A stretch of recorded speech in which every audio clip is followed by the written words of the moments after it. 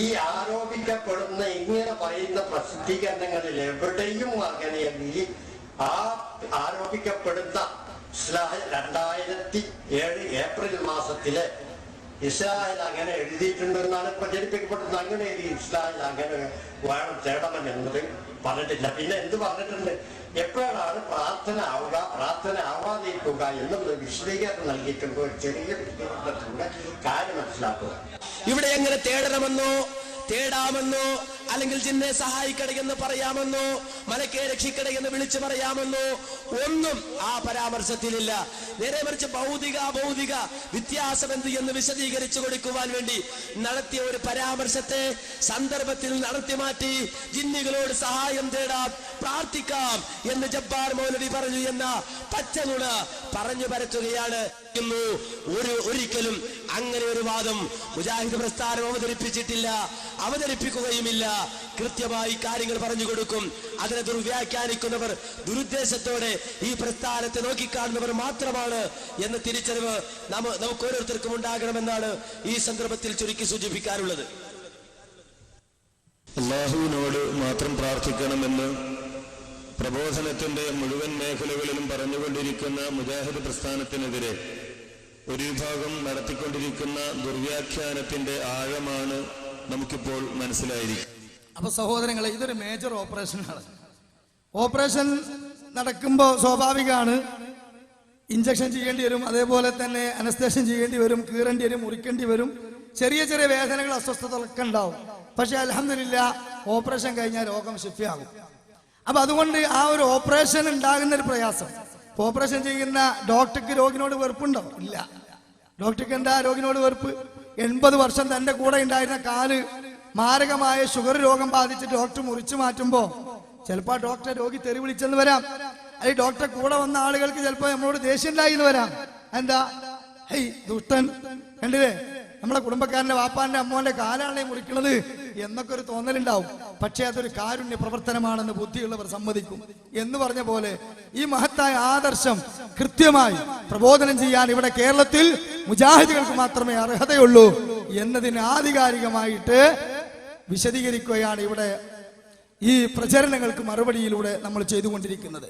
സഹോദരങ്ങളെ, മഹാനായ ഹസ്സാൻ ഇബ്നു സാബിത്ത് റളിയല്ലാഹു അൻഹു റസൂലുള്ളാഹി സ്വല്ലല്ലാഹു അലൈഹി വസല്ലമയുടെ സന്നിധിയിലെ പ്രഗൽഭനായ സ്വഹാബിയാണ്. മക്കയിൽ ഉണ്ടായിരുന്ന മുശ്രിക്കുകൾ നിമിഷക്കവികളാണ്. അവർ റസൂലുള്ളാഹി സ്വല്ലല്ലാഹു അലൈഹി വസല്ലമയെ ആക്ഷേപിച്ചുകൊണ്ട് വളരെ മോശമായ രൂപത്തിൽ കവിത എഴുതി. ആ സമയത്ത് അല്ലാഹുവിന്റെ റസൂൽ സ്വല്ലല്ലാഹു അലൈഹി വസല്ലമയുടെ സന്നിധിയിൽ വന്നിട്ട് ഹസ്സാൻ ഇബ്നു സാബിത്ത് റളിയല്ലാഹു അൻഹു പറയാണ്, നബിയെ, വാളുകൊണ്ട് സമ്പത്ത് കൊണ്ടൊക്കെ ദീനിനെ സഹായിക്കുന്ന ആളുകൾ എന്റെ കൂടെയുണ്ട്. ഈ ആരോപണങ്ങൾക്ക് എന്നെ സഹായിക്കാൻ, കവിതയിലൂടെ സഹായിക്കാൻ ആരുണ്ട് എന്ന് ചോദിച്ചപ്പോൾ സ്വഹാബി ഒന്നും പറയാം, ഞാനുണ്ട്, ഞാൻ ഖുറൈശികളെ വിമർശിച്ചു പാടാണ്. അപ്പോൾ റസൂലുള്ളാഹി സ്വല്ലല്ലാഹു അലൈഹി വസല്ലം ചോദിച്ചൊരു ചോദ്യമുണ്ട്, നീ ഖുറൈശികളെ വിമർശിക്കുമ്പോ ഞാൻ ഖുറൈശികളിലെ ഒരു ഉന്നത തറവാട്ടുകാരനല്ലേ? മൊത്തത്തിൽ അടിച്ച് ഖുറൈശികളെ ആക്ഷേപിക്കുമ്പോ ഞാനും ആ ആക്ഷേപത്തിൽ പെടൂലേ? അതിന് കൊടുത്തൊരു മറുപടി ഉണ്ട്. എന്താ? കുഴച്ച മൈദമാവിൽ നിന്ന് ആ മുടി ഇങ്ങോട്ട് നീക്കം ചെയ്യുന്ന പോലെ താങ്കളെ വിദഗ്ധമായി നാം രക്ഷപ്പെടുത്തിയിട്ട് ഞാൻ അവരെ ആക്ഷേപിച്ച് പാടിക്കോളാന്നാണ്. അതാണ് സത്യത്തിൽ ഇവിടെ സഹോദരങ്ങളെ നമ്മൾ നടത്തിക്കൊണ്ടിരിക്കുന്നത്. കാരണം നമുക്ക് ഈ മഹത്തായ തൗഹീദി പ്രസ്ഥാനം നിലനിൽക്കണം, ഈ ആദർശം ഇവിടെ നിലനിൽക്കണം, ദഅവത്ത് മുടങ്ങാൻ പാടില്ല. മടവൂരികളുടെ വികലമായ പ്രവർത്തനം വഴി അനവധി ആളുകൾ ആശയക്കുഴപ്പത്തിലാവുകയും ദഅവാ മേഖലയിൽ നിന്നും പ്രവാചകന്റെ സുന്നത്തിൽ നിന്നും സലഫിയത്ത് നെഞ്ചിലേറ്റുന്നതിൽ നിന്നും മാറുകയും നിഫാഖും കുഫറും അനവധി പ്രമാണവിരുദ്ധമായ നീക്കങ്ങളുമായി ഒരുപാട് വിഭാഗം ഒഴുകി അവർക്ക് കൂടെ മാർഗം കാണിക്കുന്ന, ദിശാബോധം നൽകുന്ന ഒരു ഉന്നതമായ ആദർശ സംഘമായി നമ്മൾ മാറണമെന്ന് ഇഖ്ലാസ് മാത്രമേ ഇതിലുള്ളൂ. അപ്പൊ ഇവിടെ EK വിഭാഗത്തിലെയും AP വിഭാഗത്തിലെയും ഖുബൂരി പുരോഹിതന്മാർ നമുക്ക് വ്യതിയാനം സംഭവിച്ചു, നമ്മുടെ തൗഹീദ് പൊളിഞ്ഞു എന്നതിന് കൊണ്ടുവന്ന ഇസ്ലാഹ് മാസികയിലെ ലേഖനത്തിന്റെ വസ്തുത ഇവിടെ വിശദീകരിച്ചു കഴിഞ്ഞു. മടവൂരികൾ അത് ഏറ്റുപിടിച്ച് അല്ലെങ്കിൽ മടവൂരികൾ പ്രചരിപ്പിച്ചതിന്റെ വസ്തുതയും ഇവിടെ വ്യക്തമായി പറഞ്ഞു കഴിഞ്ഞു. എല്ലാം പറഞ്ഞു കഴിഞ്ഞാൽ പിന്നെ ഒരു ചോദ്യമുണ്ടാവും. കാരണം ഇവിടെ അനസ് മൗലവിയും അനീഫ് കായക്കൊടിയും ഒക്കെ വളരെ ആർജവത്തോടുകൂടി ഈ കാര്യങ്ങൾ പ്രമാണബദ്ധമായി അവതരിപ്പിച്ചു. അത് പ്രമാണാണ് എന്ന കാര്യത്തിൽ നിങ്ങൾക്ക് തർക്കമല്ലല്ലോ? ഇല്ല. പക്ഷെ അതൊരു വേശ്യയുടെ ചാരിത്ര പ്രസംഗമല്ലേ എന്ന് ചോദിക്കും. എന്താ ഇപ്പോൾ അതേ ഇസ്ലാഹ് മാസിക ഉയർത്തിപ്പിടിച്ചുകൊണ്ട് അതേ ലേഖനത്തിലും അതേ വ്യക്തിയിലും ശിർക്കുണ്ട്, മുജാഹിദ് പ്രസ്ഥാനത്തിൽ ഒരു വിഭാഗം ശിർക്കിലേക്ക് ഒഴുകുന്നുണ്ട് എന്ന് വേദി കെട്ടി പ്രസംഗിക്കുന്ന ആളുകളല്ലേ അത്രയും സലഫിയും അതുപോലെ തന്നെ കായിക്കൊടിയും അനസുമൊക്കെ? ഇത് പകൽ വെളിച്ചം പോലെയുള്ള ഒരു പരമസത്യമല്ലേ? ഇത് മറച്ചു വെച്ചുകൊണ്ട് നിങ്ങൾ എന്തിനാണ് ഇതൊക്കെ പറഞ്ഞ് ഒട്ടയടക്കുന്നത് എന്നൊരു ചിന്ത ഇനി വരികയാണ്. അതിനുള്ള മറുപടിയാണ് ഇനി വരുന്നത്. ഈ മറുപടി ഞാൻ കേൾപ്പിക്കുമ്പോൾ ഇവിടെ എന്റെ സദസ്സിലുള്ള ഇസ്ലാഹി കാരണവരോടും ആദർശ തേരാളികളോടും നിഷ്പക്ഷമതികളായ ഇസ്ലാമിനെ മനസ്സിലാക്കുവാൻ തയ്യാറായവരോടും എനിക്കൊരു കാര്യം പറയാനുണ്ട്. പ്രിയപ്പെട്ട സഹോദരങ്ങളെ, ഇസ്ലാമിന്റെ ഉള്ളിലുള്ള അന്ധവിശ്വാസങ്ങളെ, അനാചാരങ്ങളെ, ശിർക്ക് ബിദഅത്ത് ഖുറാഫാത്തുകളെ മറച്ചു വെച്ചുകൊണ്ട് നമുക്ക് ഹിന്ദുവിനോ ഒരു ക്രിസ്ത്യാനിക്കോ ഇസ്ലാം അവതരിപ്പിക്കാൻ പറ്റുമോ? ഇപ്പൊ ഒരു ഉദാഹരണം, ബഹുമാന MM Akbar Sahib niche of ട്രൂത്തിന്റെ വേദിയിൽ ഹൈന്ദവത, ക്രൈസ്തവത, ഇസ്ലാം എന്ന് പറഞ്ഞ പ്രബോധനം നടത്തുക. എന്നിട്ട് ഇസ്ലാമിന്റെ ആദർശം ഉന്നതമാണ്, അജയ്യമാണ്, അതാണ് ദൈവിക മതം എന്ന് സ്ഥാപിച്ചു. പിൽക്കാലത്ത് യഥാർത്ഥത്തിൽ കടന്നുകൂടിയ വികലമായ ചിന്താഗതിയാണ് എന്ന് പറഞ്ഞുകൊണ്ട് വിഗ്രഹാരാധനയെ എതിർത്തു, കുരിശുപൂജയെ എതിർത്തു, സൃഷ്ടിപൂജയെ എതിർത്തു, പള്ളിപ്പെരുന്നാളിനെ എതിർത്തു, ഉത്സവത്തെ എതിർത്തു, പൂരത്തെ എതിർത്തു, അല്ലെ? എല്ലാം വിമർശിച്ചു. അതൊക്കെ ശിർക്കാണെന്ന് പറഞ്ഞു. ഇങ്ങനെ പ്രസംഗം അവസാനിപ്പിച്ചാൽ ഓല് വിടുവോ? അല്ല, നിങ്ങൾ ഇവിടെ വന്നിട്ട് എല്ലാം മോശമാണ്, തെറ്റാണ്, ഒക്കെ ശിർക്കാണ്, ഒന്നും ഒക്കെ മഹാബദ്ധമാണെന്ന് പറഞ്ഞു. നിങ്ങളെ കൂട്ടത്തിലും ജന്മദിനാഘോഷിക്കുന്ന ആളുകളില്ലേ? നിങ്ങളെ കൂട്ടത്തിൽ നിലവിളക്ക് വെക്കുന്നവരില്ലേ? നിങ്ങളെ കൂട്ടത്തിൽ കബറ് കെട്ടിയുയർത്തിയതിനു മുമ്പിൽ സുജൂദ് ചെയ്യുന്നവരില്ലേ? നിങ്ങളെ കൂട്ടത്തിൽ മൺമറഞ്ഞ മഹാത്മാക്കളെ വിളിച്ചു പ്രാർത്ഥിക്കുന്നവരില്ലേ? അതുണ്ട്, പക്ഷെ അതെനിക്ക് പറയാൻ പറ്റൂല എന്ന് പറഞ്ഞാൽ അത് ഇരട്ടത്താപ്പാ, അല്ലേ? അപ്പൊ ആദർശം പറയണമെങ്കിൽ കൃത്യമായ അകത്തളത്തിലുള്ള പുഴിക്കുത്ത് പുറത്തു പറയേണ്ടി വരും.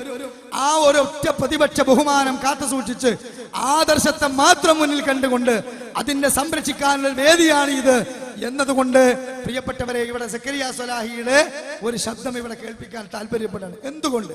ഇവിടെ മുസ്തഫ അഷ്റഫി കക്കുംപടി കാര്യമായി അദ്ദേഹം പറഞ്ഞത്, കഴിഞ്ഞ 35 വർഷമായി കേരളക്കരയിൽ തൗഹീദിന് വേണ്ടി പേനയുന്തി സംവാദങ്ങളിലും മുഖാമുഖങ്ങളിലും പ്രഭാഷണങ്ങളിലും രംഗത്ത് വന്ന, ഇന്നും പ്രമാണവിരുദ്ധമായ ഒരു നീക്കവും നടത്തിയിട്ടില്ലാത്ത എന്റെ പേരിൽ ഇവിടെ ചില ഒറ്റപ്പെട്ട വ്യക്തികളുടെ താല്പര്യമനുസരിച്ച് ശിർക്കാരോപണം നടത്തി. അതെനിക്ക് സഹിക്കാൻ പറ്റൂല. അതിങ്ങോട്ട് മുറിച്ചിട്ട് കളിയാക്കുകയാണ്. കുറെ കാലം ഞങ്ങളെ നേതാക്കന്മാർ ഞങ്ങളെയൊക്കെ ഖുറാഫി, മുശ്രിക്കീന്ന് വിളിച്ചല്ലേ? ഖുറാഫിന്ന് വിളിക്കലുണ്ട്, കണ്ടതും കേട്ടതും വിശ്വസിക്കാനുള്ള അടിസ്ഥാനത്തിൽ. മുശ്രിക്കേന്ന് വിളിക്കാറില്ല. ഇല്ല ഇല്ല, സക്കരിയ സ്വലാഹി വിളിച്ചു എന്ന് നിങ്ങൾ എവിടെയും സ്ഥാപിക്കാൻ പറ്റൂല. അത് നിങ്ങൾക്ക് പറയാൻ പറ്റില്ല. മുജാഹിദ് പ്രസ്ഥാനത്തിലെ ഒരാളും പ്രിയപ്പെട്ട സഹോദരങ്ങളെ അങ്ങനെ ഒരിക്കലും അത് ഉപയോഗിക്കൂല. ഇനി ഉപയോഗിച്ചത് സംസാരത്തിന്റെ സ്പീഡിൽ, അല്ലേ? സബുക്കുൽ ലിസാൻ, നാവിലുള്ള ചില വാക്കുപിഴകളിൽ ചിലപ്പോൾ കാഫർ മുശ്രിക്ക് എന്ന് വന്നിട്ടുണ്ടെങ്കിൽ അത് തിരുത്തിയിട്ടുണ്ട്. അപ്പൊ അതൊന്നും വലിയ കാര്യമായി പറയേണ്ട ആവശ്യമില്ല. അപ്പൊ കഴിഞ്ഞ 30 വർഷമായി ഞങ്ങളെ പേരെ ആരോപിച്ച് നിങ്ങൾക്ക് തിരിച്ചടിച്ചതാണ് എന്നൊക്കെ പറയുമ്പോൾ ഈ വേദനിക്കുന്നത് ഒരു സക്കരിയ സ്വലാഹിയുടെ പേരിലുള്ള മനസ്സല്ലത്. സ്വലാഹി പുറത്തു പോയതോ അകത്തു പോയതോ അല്ല ഇവിടെ പറയുന്നത്. ഇവിടെ സഹോദരങ്ങളെ, മുജാഹിദ് പ്രസ്ഥാനം നെഞ്ചിലേറ്റിയ ആദർശത്തെയാണ് ഖുബൂരികൾ ഇവിടെ കാർന്നു തിന്നുന്നത്, കടിച്ചു കീറുന്നത്. അതിന് വേണ്ടി കാര്യം കൃത്യമായി പറയേണ്ടി വരും. അപ്പൊ സക്കരിയ സ്വലാഹി പുറത്തുള്ള ആളല്ലേ എന്ന് വിചാരിച്ചിട്ട് നമുക്ക് അദ്ദേഹത്തിന്റെ പ്രസംഗം കേൾപ്പിക്കാതിരിക്കാൻ പറ്റുമോ? പറ്റൂല. അതുകൊണ്ട് വളരെ കൃത്യമായി മുജാഹിദ് പ്രസ്ഥാനത്തിന്റെ തൗഹീദിൽ ഒരു മാറ്റവും സംഭവിച്ചിട്ടില്ല എന്നും ആരോപിച്ച ആരോപകർ വികലമായ ആരോപണങ്ങളാണ് പറഞ്ഞത് എന്നും ബോധ്യപ്പെട്ട സ്ഥിതിക്ക് അത് ഓക്കെയായി. ഇനി രണ്ടാമതുള്ളത് എന്താ? അങ്ങനെ മുജാഹിദുകൾ ശിർക്കിലേക്ക് പോയി എന്ന് മുജാഹിദ് പ്രസ്ഥാനത്തിന്റെ ആളുകൾ പറയുന്നുണ്ടോന്നാ? ആധികാരികമായി അത് തെളിയിക്കാൻ പറ്റിയിട്ടില്ല. അത് കേവലം ചില ആളുകളുടെ ഭൗതിക താല്പര്യം നിലനിർത്താൻ വേണ്ടിയിട്ട് അവർ കൊണ്ടുവന്നതാണ്. അതിനെ നെഞ്ചിലേറ്റാൻ ഒരിക്കലും മഹത്തായ ഈ ആദർശ പ്രസ്ഥാനത്തിന്റെ ആളുകൾക്ക് താല്പര്യമില്ല. അതുകൊണ്ട് ആ വിഷയം എന്താണെന്നും കൂടെ കേട്ടുകഴിഞ്ഞാൽ ഇവിടെ കൃത്യമായി കാര്യം മനസ്സിലാവും. അതുകൊണ്ട് ആ അവലോകനം നിങ്ങളൊന്ന് കേൾക്കുക. പത്രങ്ങളിൽ മുഴുവൻ വന്നു ജിന്നുകളെ വിളിച്ച് പ്രാർത്ഥിക്കാം, ജിന്നുകളെ വിളിച്ച് സഹായം തേടാം, മലക്കുകളെ വിളിച്ച് സഹായം തേടാം എന്ന വാദമുള്ളത് കൊണ്ടാണ് സക്കരിയ സ്വലാഹിയെ പുറത്താക്കിയത്. ആ വാദം തിരുത്താൻ തയ്യാറായില്ല, ഒപ്പിട്ട് കൊടുക്കാൻ തയ്യാറായില്ല എന്നൊക്കെ പറഞ്ഞിട്ട് പത്രങ്ങളിൽ വാർത്ത വന്നു. ഞാൻ നേതൃത്വത്തിന് കത്ത് കൊടുത്തു, ഇതല്ലല്ലോ വിഷയം, പുളിക്കൽ പ്രസംഗിച്ചതാണ്, പുളിക്കൽ പ്രസംഗത്തിൽ അതൊന്നുമല്ലല്ലോ വിഷയം, അതുകൊണ്ട് ഞാൻ നിഷേധിക്കുന്നത് പോലെ നിങ്ങളും നിഷേധിക്കണം. ഞങ്ങൾ കൊടുത്തതൊന്നുമല്ല. പത്രക്കാരെ വിളിച്ച് ചോദിച്ചപ്പോ നേരത്തെ തേജസ് വാർത്തയെ കുറിച്ച് പറഞ്ഞതുപോലെ തന്നെയാണ്, വിശ്വസനീയ കേന്ദ്രങ്ങളിൽ നിന്ന് കിട്ടിയിട്ട് തന്നെ ഞങ്ങൾ കൊടുത്തത്. വാർത്ത വായിച്ചാലും മനസ്സിലാകും, പുറത്തുള്ള ഒരാൾക്ക് അറിയാൻ കഴിയാത്ത കാര്യങ്ങൾ വാർത്തയിൽ വന്നു. ഞാൻ പത്രങ്ങൾക്ക് പോയി കൊടുത്തു, ജിന്നുകളെ വിളിച്ച് പ്രാർത്ഥിക്കുന്നത് ശിർക്കാണ്, അവരോട് സഹായം തേടുന്നത് ശിർക്കാണ്. ആ കാര്യത്തിൽ മുജാഹിദുകൾക്ക് അഭിപ്രായ വ്യത്യാസമില്ല. വേറെ ചില ചാരപ്പണികളും ഗൂഢപ്രവർത്തനങ്ങളും സംഘടനയിൽ നടക്കുന്നുണ്ട്. അത് മൂടിവെക്കാനാണ് ഇത്തരം ആരോപണങ്ങളുമായി ചില ആളുകൾ രംഗത്ത് വന്നിട്ടുള്ളത് എന്ന് എനിക്ക് പത്രങ്ങളിൽ വാർത്ത കൊടുക്കേണ്ടി വന്നു. ഇനി ഞാൻ എന്തു ചെയ്യും? പത്രങ്ങളിലൊക്കെ വാർത്ത കൊടുത്തു, ഞാൻ ശിർക്കിലേക്ക് പോയി എന്ന് പ്രചരിപ്പിച്ചു. ഇനിയിപ്പോ ഞാൻ മരിച്ചാൽ മയ്യത്ത് സ്കരിക്കാൻ പറ്റുമോ എന്നിടത്താണ് ഇപ്പൊ ആളുകളുള്ളത്. ആ രീതിയിൽ തന്നെ ശിർക്കിലേക്ക് പോയ പച്ചയായ മലക്കിനെയും ജിന്നിനെയും വിളിച്ച് പ്രാർത്ഥിക്കാറുണ്ടാ പിന്നെ ഇനി എന്താ വരാനുള്ളത്? മൊയ്തീൻ ഷേഖിനെ രക്ഷിക്കണേ, ബദരീങ്ങളെ കാക്കണേ എന്ന് പറയുന്നത് പോലെ ജിന്നെ കാക്കണേ എന്നാ ഞാനൊക്കെ പറയുന്നത് എന്നാണ്. അത് എന്റെ പേരിൽ മാത്രം നിൽക്കൂല, അവരെ കയ്യിൽ ഹിറ്റ് ലിസ്റ്റ് ഉണ്ട്, ഓരോരുത്തരെയായി വെട്ടി നിരത്തിക്കൊണ്ടിരിക്കുകയാണ്. അപ്പൊ ഇങ്ങനെ പച്ചയായ കളവ് സംഘടനയിൽപ്പെട്ട ആളുകൾ പറയാ. ഒരു മനുഷ്യനെ സംബന്ധിച്ചിടത്തോളം സഹിക്കാവുന്നതിൽ ഏറ്റവും വലിയ ആരോപണമാണ്, സഹിക്കാൻ കഴിയാത്ത ആരോപണമാണിത്, അല്ലെ? ഒരാൾ വ്യഭിചാരത്തിലേക്ക് പോയി, മോഷണത്തിലേക്ക് പോയി എന്നൊക്കെ പറയുന്നതിനേക്കാളൊക്കെ എത്രയോ ഗുരുതരമാണ് ശിർക്കിലേക്ക് പോയി എന്ന് പറയുന്നത്. ആ കടുത്ത ആരോപണമാണ് യഥാർത്ഥത്തിൽ സുഹൃത്തുക്കളെ പത്രങ്ങളിൽ പോയി വന്നിട്ടുള്ളത്. അതുകൊണ്ട് തന്നെ മുജാഹിദ് പ്രസ്ഥാനത്തിൽ ഇപ്പോൾ ശിർക്കിലേക്കുള്ള ഒരു ഒഴുക്ക് നടന്നുകൊണ്ടിരിക്കുകയാണ്. ചെറുപ്പക്കാരായ പ്രസംഗകരും പ്രവർത്തകരും വിദ്യാർത്ഥികളും ഒക്കെ ഈ ശിർക്കിലേക്ക് പോയിക്കൊണ്ടിരിക്കുന്നുവെന്ന് സ്റ്റേജ് കെട്ടി സാധാരണക്കാരെ വിളിച്ചുകൂട്ടി പറയുന്ന അത്യന്തം ഗുരുതരമായ ലജ്ജാവഹമായ ഒരവസ്ഥയാണ് യഥാർത്ഥത്തിൽ ഇപ്പോൾ മുജാഹിദ് പ്രസ്ഥാനത്തിൽ നിലനിൽക്കുന്നത്. വാസ്തവം എന്താണെന്നറിയോ? ഈ മൂവർ സംഘം ഒരു പുതിയ തൗഹീദ് കൊണ്ടുവന്നിട്ടുണ്ട്. ഇപ്പോ തൗഹീദ് 2012 എന്നാണ് ഇപ്പോ എതിരാളികളും നമ്മളൊക്കെ അതിനെപ്പറ്റി പറയുന്നത്. 2012 ഇലക്ഷനോടനുബന്ധിച്ച് ഇതുവരെ ശിർക്കല്ല എന്ന് പറഞ്ഞിരുന്ന ഒരു കാര്യം ഇനി മുതൽ ശിർക്കാണ് എന്ന് പറഞ്ഞ് അബ്ദുറഹ്മാൻ സലഫി പറഞ്ഞു പഠിപ്പിച്ചു. തത്തമ്മേ പൂച്ച എന്നതുപോലെ അനീഫ് കായക്കൊടിയും മനസ്സും അതങ്ങനെ ഏറ്റു പറഞ്ഞുകൊണ്ടിരിക്കുകയാണ്. അതിപ്പോ ഞങ്ങളൊക്കെ മാറ്റി പറയണമെന്നാണ് പറയുന്നത്.